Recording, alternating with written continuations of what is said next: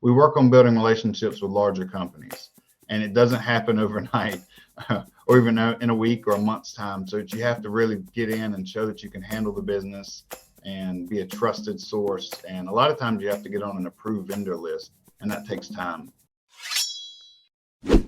Welcome to Business Ninjas, brought to you by WriteForMe, where you'll hear from business leaders who are out there growing their business and slaying it every day. Learn from the masters. Let's get started.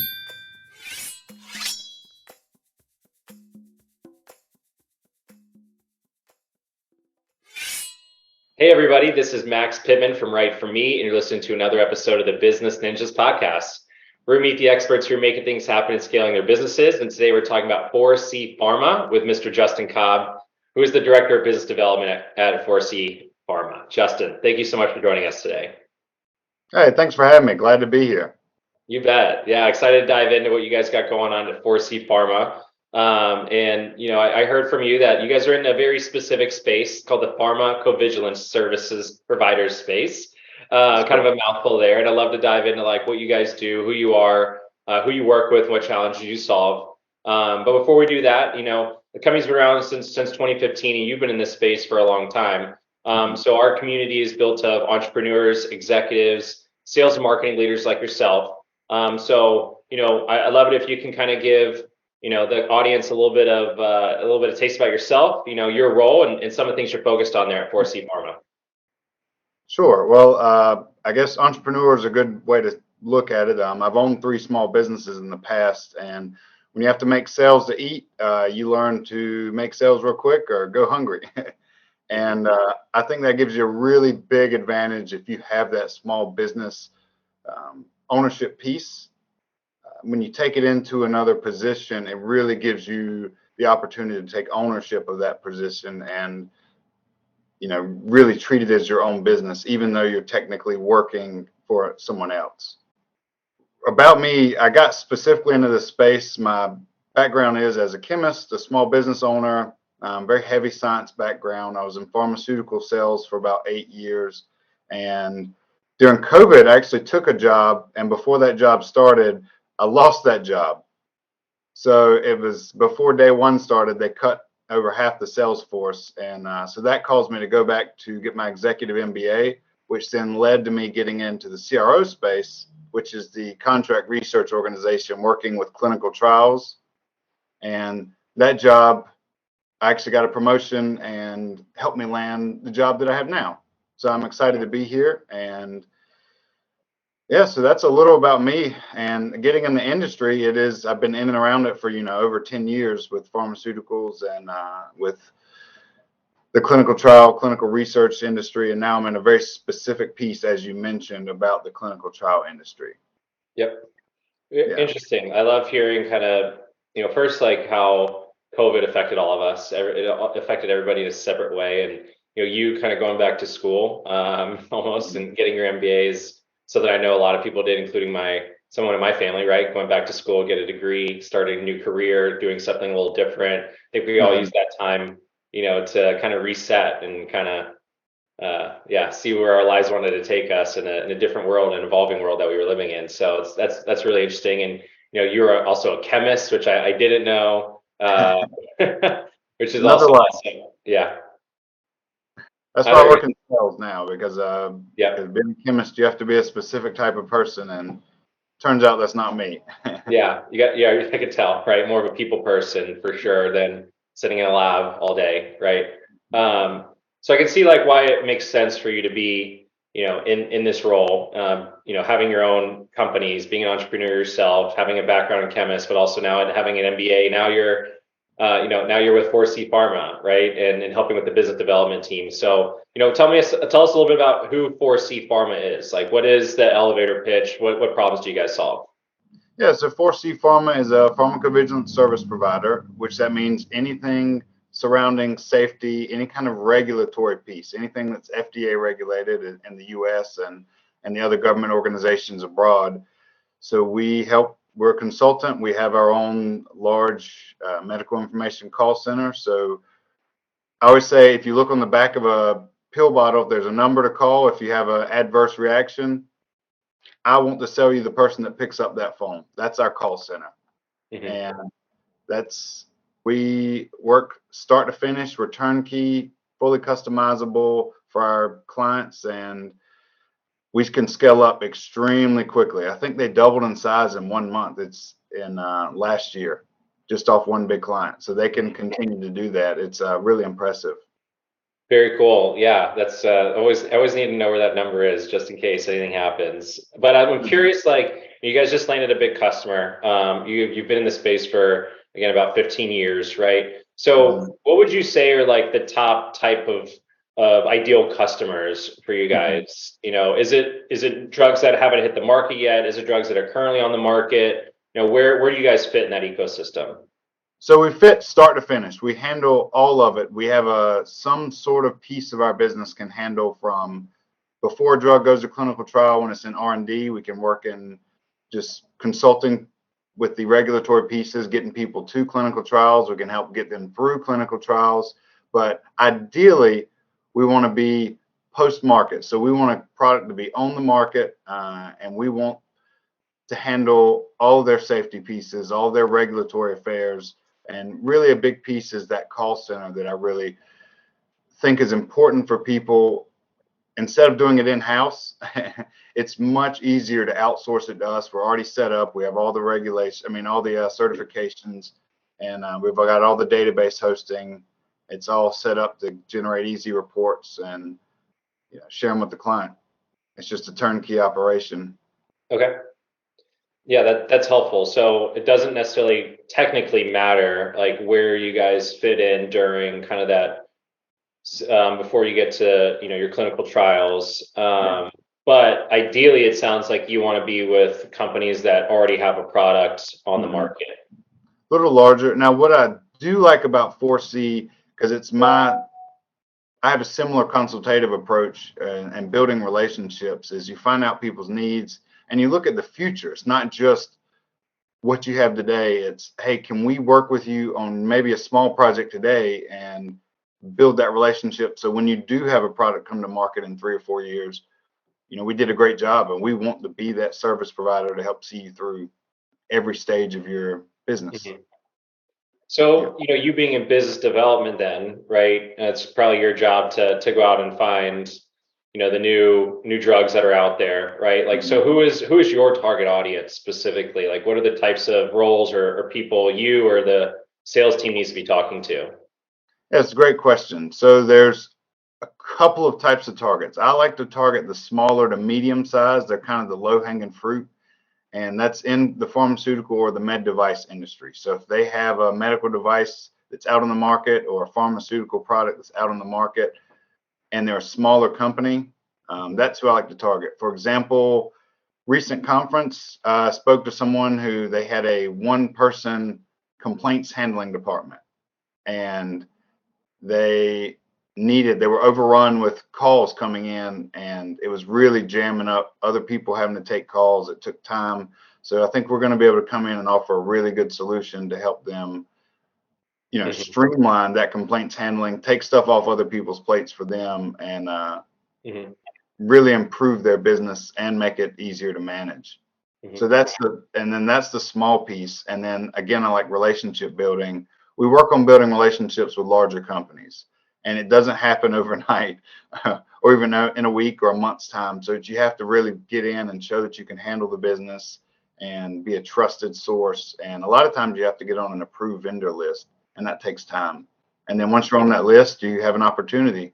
And if you do well, then you get more opportunities. And it's a fun process, the long sales cycle.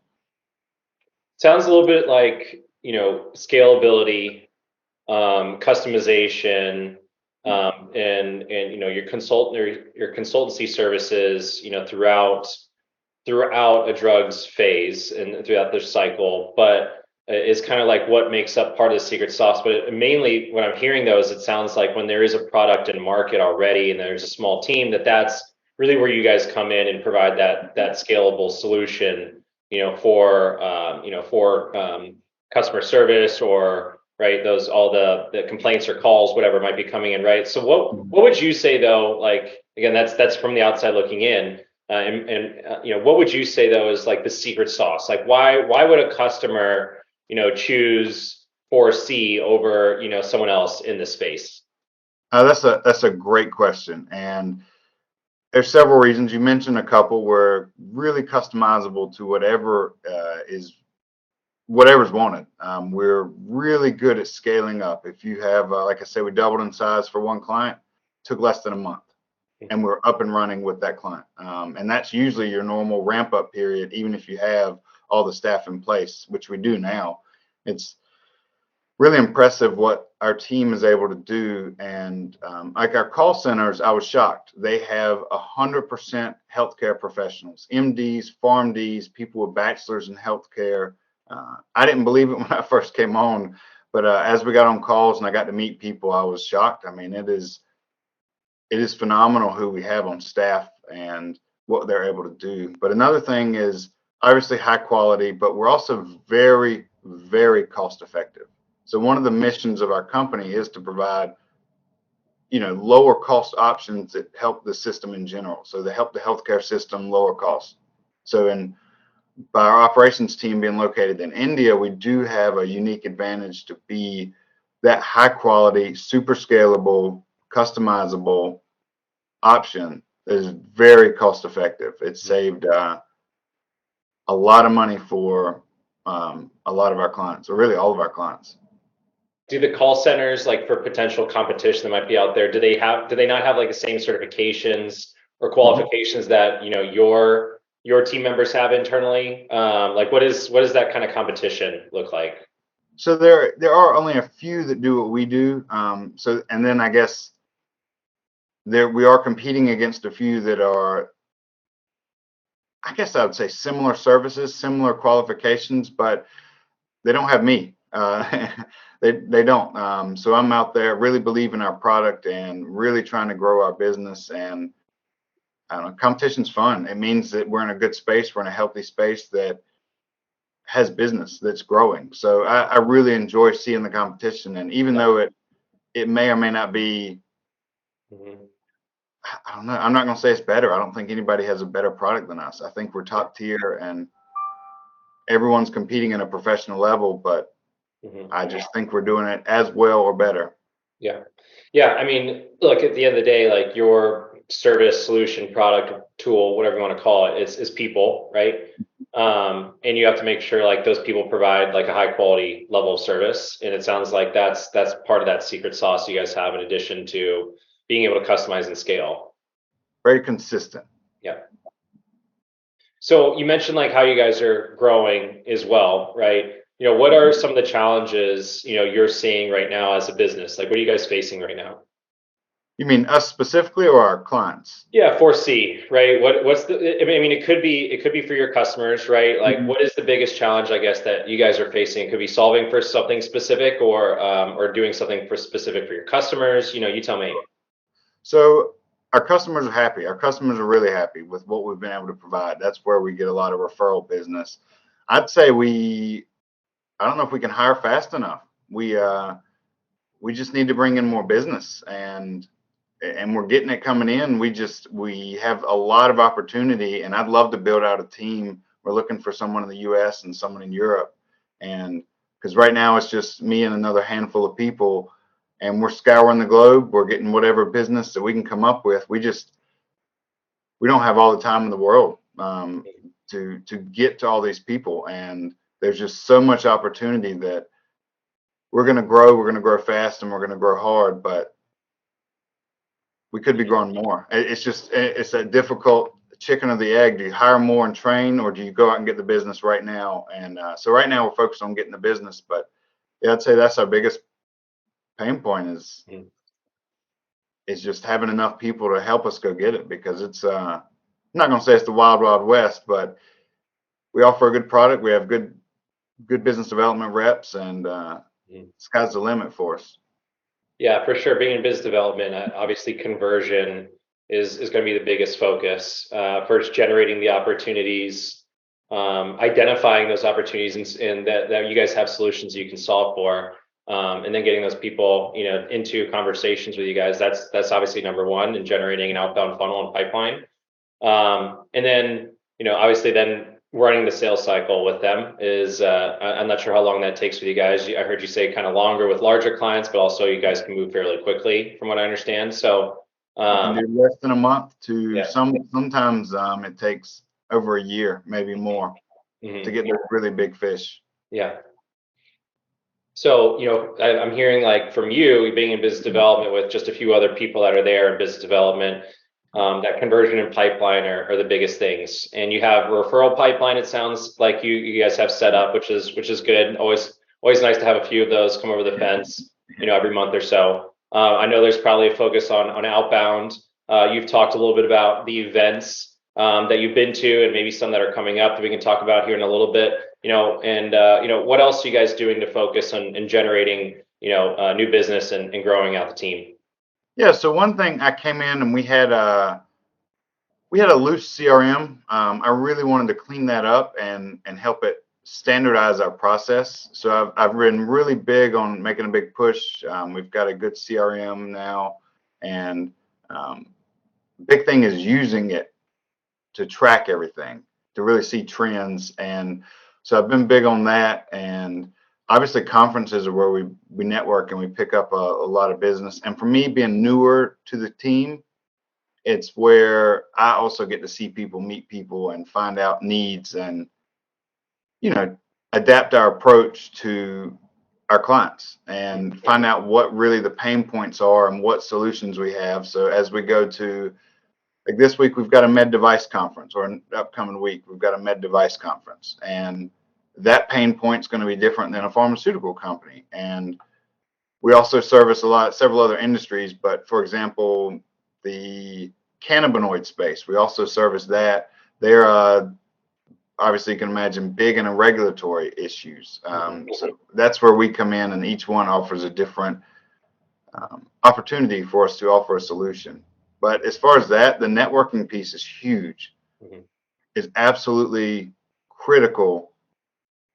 Just you get to know people, you get those referrals, and for me, that's the relationship building. I think is most important. Once you get that relationship established, trust is built, then you have an opportunity for their business, or if you've done a good job, then they'll refer you to other people, and just the network grows. Yep. And I think I mentioned low-hanging fruit, and certain companies who are smaller, not to be overlooked. I mean, they're super important. Every customer is an important customer, and to get the smaller customers in, really establish a base of clients, and then those provide revenue for the company, as well as give you an opportunity to go out and try and find these other bigger deals, which are few and far between. But really the meat and potatoes is the small to medium accounts. That's where we like to get in and grow the business. And did I answer your question? Yeah, absolutely. I mean, look, you guys are in very regulated spaces, and you help solve a really specific, problem, in the marketplace, and it's a lot different than a tech sales role. It's a lot different than I don't know, like a financial services company, but it's going to be the same. But it's kind of going to be the same process as a financial services company. Like the way you get deals done is by getting to know people, shaking hands, going out in the field, networking. Right, like those are all things that financial advisors and people like yourself need to do in order to grow your organization, right? So I can see why that the event world is going to be big for you guys. I know you joined not too long ago, and you weren't at the company during COVID, but I'd be curious to see, like, do you have any purview into like how things may have changed or shifted in this world, in the pharmacovigilance space, like during COVID? It gave us a lot more opportunity. I'm not sure if you're familiar with any of the investing in the biotech landscape, but hundreds of millions of dollars were invested in the biotech landscape during COVID. So there's a ton of money out there. There's a ton of people who are trying to come out with new products, COVID related and or not COVID related. But there was just so much money flowing in that it was really beneficial to everyone in the industry. And our company had no downtime during COVID. Any of our databases, we had no issues with any of our clients. Everything ran as normal. So I was happy to hear that when I came on and spoke to our CEO, and assured me that we didn't have any issues. That was one thing that he was very proud of. And it was, by not having as many, or having some of our competition maybe having issues, it really gave us an opportunity to kind of springboard our operations and grow and just have opportunities that maybe weren't there, that whereas people would meet more in person, it gave you opportunities to have more email, have more phone conversations, have more Zoom conversations. And instead of me always having to go out and meet in person, travel to different states, I can meet with 3 people in 3 different states right here from my computer. Obviously, in person's better, but it's a time saver. I mean, I think COVID, I don't want to say COVID was good, but I think COVID helped develop a different piece of the business that was not there previously. Mm-hmm. Yep. Yeah. It's been funny to see how life's evolved, obviously, since COVID in the selling world that you and I are both in too. I do miss the event space. I will say it's always fun to go there and hear what's going on in our world, and also meet people as well, and have meetings set up. And it's something I want to get back into for sure. It's coming back. It's coming back. Yeah. I saw like the World Health Organization finally like toned down, I guess, their COVID message, saying it's not a pandemic or epidemic anymore, which is also good.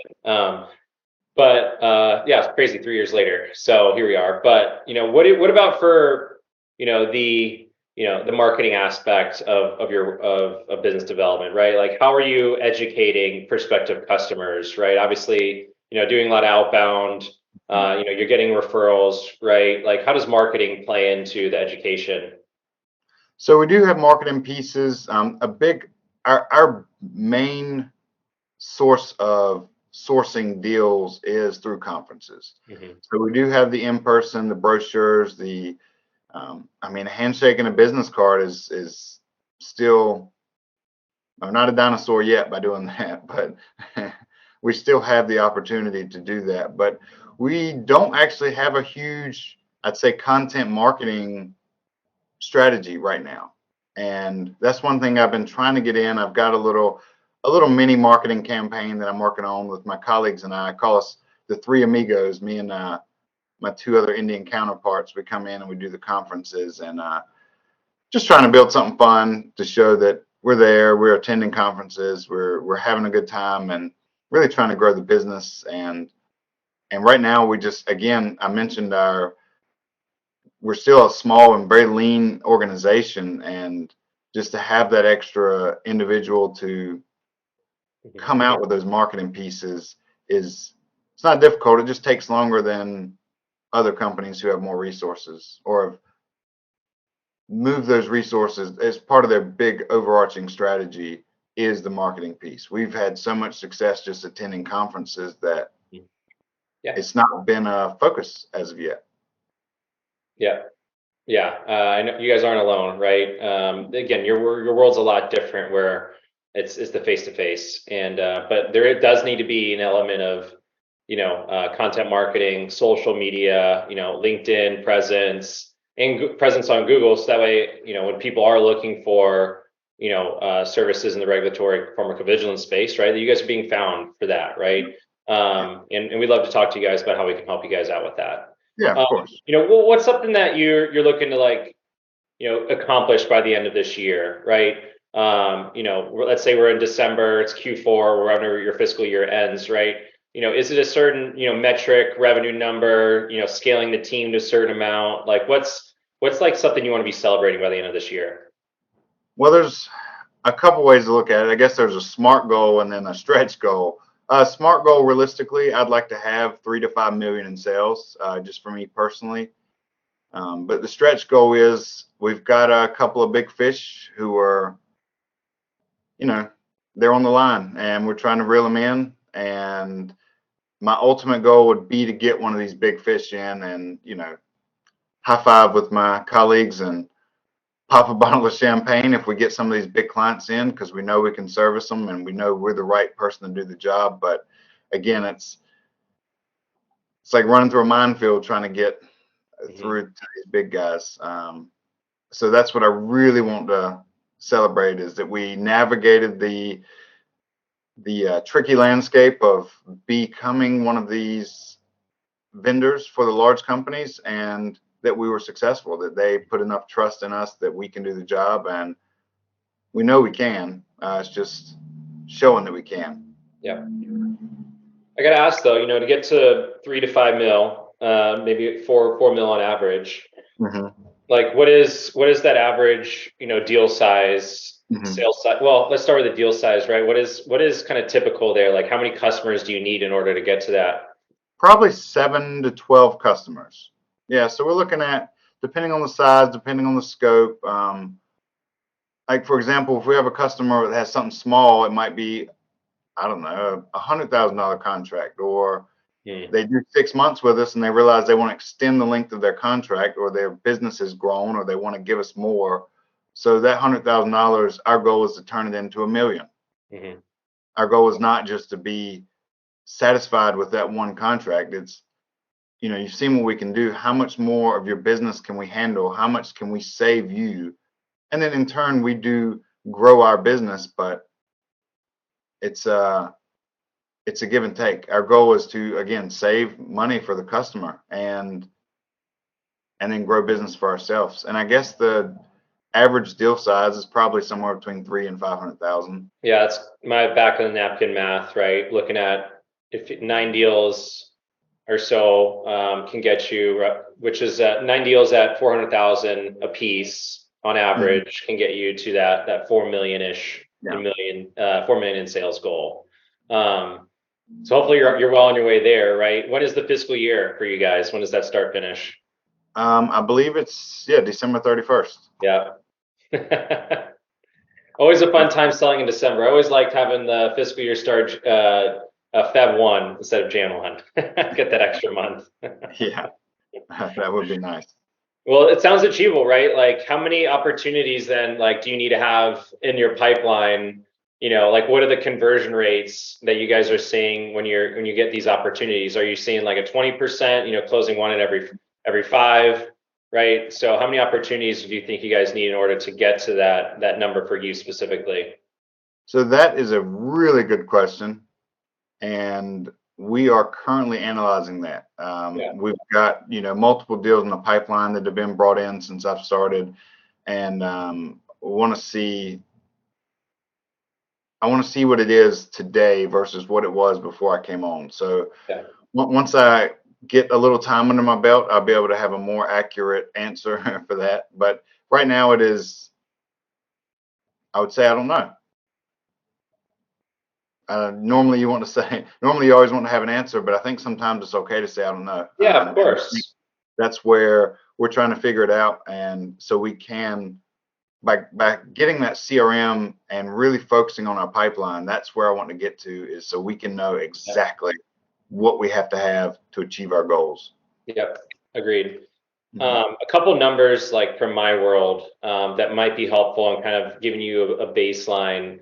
I mean, you have to treat each pipeline differently. An inbound pipeline, you're probably going to close at a higher clip than you would outbound, right? So I think from an inbound perspective, like the best in class, tech companies that are closing, 50 to 100K deals annually per year, you're probably looking at close to like a 25 to 30% conversion rate on inbound opportunities. On outbound, I'd honestly say it's probably closer to 10% on those outbound opportunities you guys might be closing at that same type of rate. Referral pipeline, 40% is probably a little bit more relevant there, just being realistic. You're not going to close 100%, 50% sounds nice, but it's probably more realistically about 40% of referral pipeline just on average. So, you have to treat each pipeline, separately because each of those leads are treated differently, right? So as you look to grow and scale, the team out, right, you're going to want to make sure they have enough opportunities to meet kind of the metrics for conversion to get them to the quota that you guys are looking at. So I don't know if that helps you in your world, but that's been relevant to me. No, it does. That's very helpful.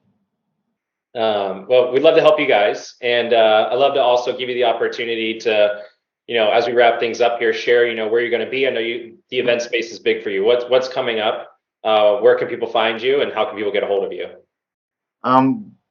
Obviously LinkedIn. I spend several hours a day on LinkedIn, so I'm always connecting on that. So please find me, Justin Cobb. I'm always willing to chat, and we do have a big conference coming up, DIA Safety Congress. It's going to be in Boston and near the end of June. Would love to speak to you if you're interested in that. Please, we're going to have a booth. Let's set up a time to meet. And obviously, our website for our company is 4cpharma.com, the number 4 and the letter C. Yeah. Perfect. Yeah. Hopefully everyone who's listening can check you guys out there and get to know you a little bit more, Justin, and reach out. We'll make sure to include the links in the description as well, so people can easily find you guys and find you specifically. Anything else before we wrap up? Anything else that we didn't get to talk about you think's relevant for us to cover before we wrap things up? Yeah. So I guess why 4C? Just the name. It's they came up with it: complete, compliant, consistent, and correct. So the 4 C's that kind of drive our company and drive the motivation to do what we do. I always found that interesting. Love that. Yeah, I did not know that. I didn't even think to ask about where the name come from. Yeah. Very cool. Well, it sounds like, look, there's a lot of great things going on. A very big market, working with small to medium sized pharma and med device companies. And you guys are working with very regulated. The more regulated, almost the better for you, from what it sounds like. But the goal for you is to build relationships with both the small to medium sized pharma companies as well as the larger enterprise organizations. You guys are out and about. Out and about doing sales, but also, there's going to be a focus on educating the market on who you are and what you do and why partner up with you, which from my perspective, it's your people, the trained, certified, technicians that work with you guys, and also your ability to scale and make things more customizable for the specific needs of the customer. So all things that I think are necessary in the world that you guys live in. So it's exciting to hear that and give you the opportunity to talk about this with me and on the Business Ninjas podcast. So appreciate you being here. Yeah, thank you. It was a pleasure. Awesome. Yeah, thanks, Justin. Well, that wraps up another episode of our Business Ninjas podcast, everyone. Thank you so much for listening. Have a good rest of the day. Cheers.